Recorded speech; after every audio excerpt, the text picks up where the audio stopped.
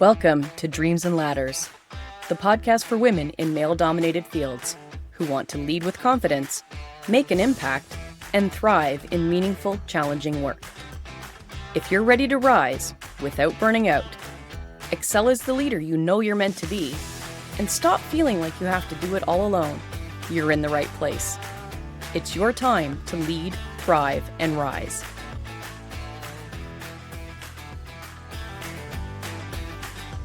Hi, I'm Lori Kranenburg, the host of the Dreams and Ladders podcast, and today we are talking about the hidden advantage, unlocking women's leadership potential. As I mentioned in the last episode, today we're going to talk about the single biggest discovery that had the most impact on my career. And it could have a huge impact for you too, so stick around. But first, I'd like to take a little trip down memory lane and talk about a movie that had a huge impact on my career, good and bad. And that is G.I. Jane. If any of you remember, what's the actress's name again? Demi Moore. If you remember Demi Moore in G.I. Jane, she's up against all sorts of obstacles to become a Navy SEAL. And there's this obstacle course that she has to do as part of the movie. And when the first time she goes to run the obstacle course, she gets to each station and she sees that there is a ladies' aid. There is something there that is put in the place to try to help her get through the obstacle course. But it also means that she's not competing on an even field with the men. And this becomes relevant a little bit later in the movie, where one of the senior officers says, well, it's not like you've been meeting the same standard as the men. We've put things in place to help you. At which point it's pointed out that no, actually, she refuses to use the ladies' aids at the different obstacles, and she has been achieving her results head-to-head with the men without any advantages. Now, the movie in itself was hugely inspiring for me. The concept of overcoming barriers, of never giving up, of being up against difficult odds and still succeeding. The underlying message in that movie really resonated with me, and I found it incredibly inspirational.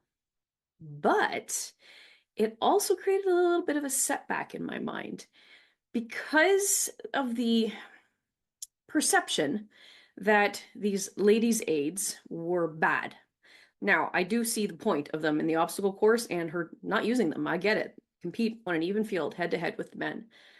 But there are circumstances where having something that is designed just to support women helps create an equal playing field, because we're not starting with the same advantages as the men. If you think about historically, men have had men's only clubs.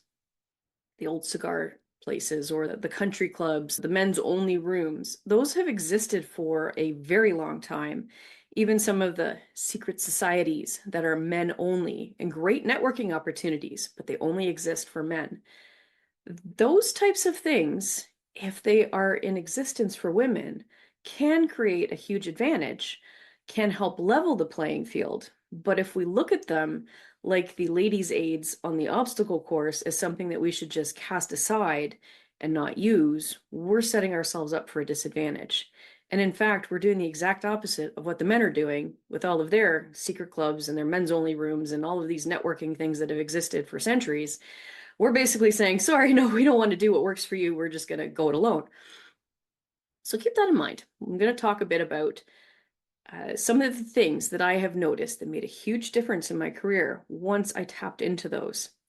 So the first one I want to talk about is women in the workplace. Now, I get it. If you're in a male-dominated profession, often you're the only woman in the room. Often you might be the only female supervisor. You may have no other women above you. You might not have any female peers. It can be a very challenging environment. I understand that. And I understand that there may not always be opportunities to work with other women. But here's something that I noticed. I was used to being the only woman in the room.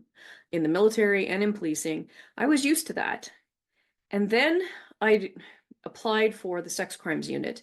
And due to certain legislative processes, the sex crimes unit was mandated to be 50% women, to allow a choice to victims of a male or female investigator. So that was the history of why it came about to being 50% women, and quite an anomaly for a specialized squad within a police service that there would be 50% women in the squad. When I became a member of that unit, what I noticed was, and it was subtle, but what I noticed was I could have different conversations. If there was a male colleague that was behaving perhaps inappropriately, or even just general camaraderie about different challenges within our careers up to that point in time, or trying to get to the next promotion, I suddenly was surrounded by other women. I had this opportunity to have conversations that had not existed prior in my career. I didn't know what I was missing until it was put in front of me. And then later on, when I got promoted out of that unit, I went back into a predominantly male division and almost instantly realized what I was missing. And so, my point of all of this is to say that there is a benefit to having a community of women that you can talk to, that you can lean on for support, that you can network with. Now, there's been times where there were internal support networks available to me that were for women only. Similar, I think there's in other organizations. There's organizations for women in STEM. There's different groups you can join that are designed just to support women. And if you're avoiding those groups, you're missing the point, because the guys have been doing this for a very long time. And if you're avoiding them because you're thinking the way I used to think, that if I join these groups, somehow I'm not competing on a level playing field, maybe think about that just a little and look at, is this not competing on a level playing field, or is this just leveling the playing field? Also, I've talked about the challenges of finding a mentor, and especially women finding mentors in male-dominated professions. Those networking groups, those support groups that are designed to support women, are also a great opportunity to find mentors. And if I had been less introverted and had a different mindset about support networks, maybe earlier in my career, I would have found the mentor I was looking for. And at the very least, I probably could have expanded my network of female colleagues that I could rely upon, that I could reach out to, not just for those conversations where you just want to have a female to talk to, but also just in general, expanding my network of contacts of who I can reach out to for various problems in the workplace, for collaborating on solutions, for, hey, I remember you saying something about this. Could you tell me more about it? I think it's relevant to what I'm working on now. I cut myself off from all of those opportunities. And I really wish I could go back in time and do things differently and shift how I look at those internal support networks and those groups designed to support women and see them for what they are. They're leveling the playing field. Now, another area that I wish was more prevalent for women in the workplace is coaching and mentoring. And I did talk about this previously. But if women would coach and mentor each other, we could go further. I'll give you an example. In Grey's Anatomy, they have a saying when they're teaching the interns: see one, do one, teach one. What if all women in the workplace applied the same logic to the skills they're learning, to their tips and tricks, the obstacles that they've overcome, what they have learned? What if every woman in the workplace did the same thing? They saw how someone else handled it, they tried it out for themselves, and now they reach back and help the next woman that's coming up who has a similar challenge or struggle. We would be so much stronger together if we spent the time coaching and mentoring each other. It's also one of those skills that I talked about, I think it was in the second or third episode, differentiating performance from potential. Coaching and mentoring demonstrates potential to perform at a higher level, because coaching and mentoring use very similar skill sets to what we use in developing high-performing teams. If you can demonstrate the ability to coach and mentor up-and-coming women in the organization, chances are you are also developing the skills that you need to build performance of team members, to diffuse situations, to overcome obstacles, to encourage unique solutions to problems. There are so many good things that come out of learning how to coach and mentor others, besides just career advancement. That's one of my true wishes, is that women would coach and mentor each other more and just keep that old Grey's Anatomy adage in their mind: see one, do one, teach one, reach back. There's something really special about empowering others. It makes you feel good, regardless of what the results are for you. There's just something that just feels so good about helping someone else achieve their goals. Now, here's the biggest takeaway. It's kind of what I've been hinting at. Collaboration over competition. That is one of the biggest advantages women can have in advancing their careers, in rising in leadership, unlocking their full potential, comes when we collaborate with each other, not compete. Now, I get it. We're hardwired to compete with each other. It's hard to advance in the organizations. There may be limited positions for women. Historically, there's been some positions that had no women, and then when they finally open them up, maybe there's one or two available, and now it's tough competition to get those spots. There's competition for specialized assignments. There's competition for promotion. There's competition for salary increases. There is competition everywhere. But the thing is that when we compete hard against each other, when the women are competing hard against each other, we are creating additional barriers to our own success. Because what happens if you flip it and you collaborate and become stronger together? And now you are a more united, better qualified group, maybe competing for the same things as the guys, but now you have worked together to make sure that you are fully developed and ready, maybe better prepared for interview questions, maybe better prepared for different exams, depending on your profession. If you've worked together, you're in a better position to compete for those positions in the first place. In policing, there's often the promotional process comes down to there's an assessment score, there is an exam, there is an interview. Now, the assessment score is usually by your unit commander, and it's looking at those potential factors, those things that probably you didn't know you were being evaluated on, but become really important as you're trying to advance out of your current position. Then there's the exam. Now, the exam is super challenging. It is hard.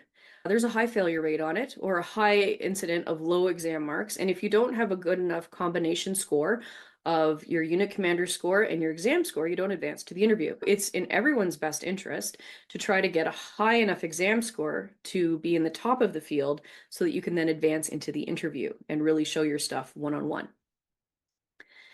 But what happens when people are studying for the exam is they squirrel off into little silos and don't want to share information, or maybe they get a copy of a old practice exam, which is incredibly beneficial to prepare, but then they don't want to share it with anybody because now they have an advantage that nobody else has. But what I found was that in all of my promotional processes, I've collaborated with other women every single time. And often what happened is we were more successful as a group than we would have been individually trying to go it alone. We would collectively pool what we were learning. We would collectively point out to each other subtle nuances in study packages, and then we would remember it because we had a conversation about it. We would meet and question each other. And all of these activities made us stronger and more competitive in general in the exam process. And then, getting those high enough marks to move on to the interview process, we repeated the process. We got together. We brainstormed potential interview questions. We helped each other remember critical moments of success in our careers. So we had the right examples to bring about for different skill sets. We practiced interviewing each other. What a difference doing that versus trying to sit alone and brainstorm your own moments of success, trying to figure out what questions might be asked, trying to walk around talking to yourself what you might answer in an interview question. Very different preparation process than working together as a group and collectively coming up with different ideas. Oh, I didn't think of that question. That's a great question. We should prep for that. Oh, that makes me think of this. We should prep for that too. And so collectively, again, going into an interview, we're technically prepared. We have great examples. We've helped each other remember our great moments because sometimes we just forget the good things that we've done in our careers. Maybe that's a topic for another podcast about how to handle that. And then we have that chance to practice and then give each other feedback. Like, oh, I really liked how you talked about this, but you missed talking about these pieces. How can we help you remember that if you get this question in an interview? The collaborative process of working together made us stronger. We did get promoted. Most of the women I worked with, we got promoted together. And the next time we got promoted together again. What a great way to kind of beat the system. And yes, we still had to compete against the guys. And yes, there's only so many positions. But we went in as a group stronger so that we could stand out as being competent, as being well prepared, as being the future leaders of the organization. I highly recommend that if you have that opportunity in your organization where you can collaborate with other women instead of competing with them, just try it. Just see what's the difference. Catch yourself when you find yourself competing and ask yourself, how can I approach this differently? And how might I collaborate with somebody for the betterment of both of us? Now, let's just say, worst case scenario, okay, you collaborate with somebody in a competition and one of you gets it and one doesn't. Are you really that worse off if you're the one who doesn't get it? Because chances are you have stood out as a contender as well. You have stood out as having qualifications to advance. You have now shown that you are someone to watch and that perhaps on the next go round, you are the successful candidate. Whereas if you had not collaborated with somebody, you may have been less prepared, less confident, less articulate, and you might not have stood out as the person that they're saying, oh, we only have one spot, so we can only take this person this time, but next time, this is the one we're watching. And let's just watch them prove us right that they're the next person for this position. Just think about that. Is there an opportunity to shift your perspective? Okay, so key takeaways from today's episode. It's easier to push a boulder uphill when you have help. So take advantage of women's support networks. Honestly, it is still a tough world out there, women in male-dominated professions. There are still challenges. It's much easier if we work together and support each other. Once you figure something out, reach back and help the next one. And I understand that sometimes that can take a little bit more time and effort, but look at it this way. You are developing your skills as a leader, and you are helping them work up in the organization and also become a better leader. We're rising everyone together with this process. And finally, collaboration over competition. If you think about it, if we compete with each other, the only ones who really benefit are the men. Let's break that cycle and work together. All right, in the next episode, we're going to be exploring the biggest potential block to your career, and it's probably not what you think.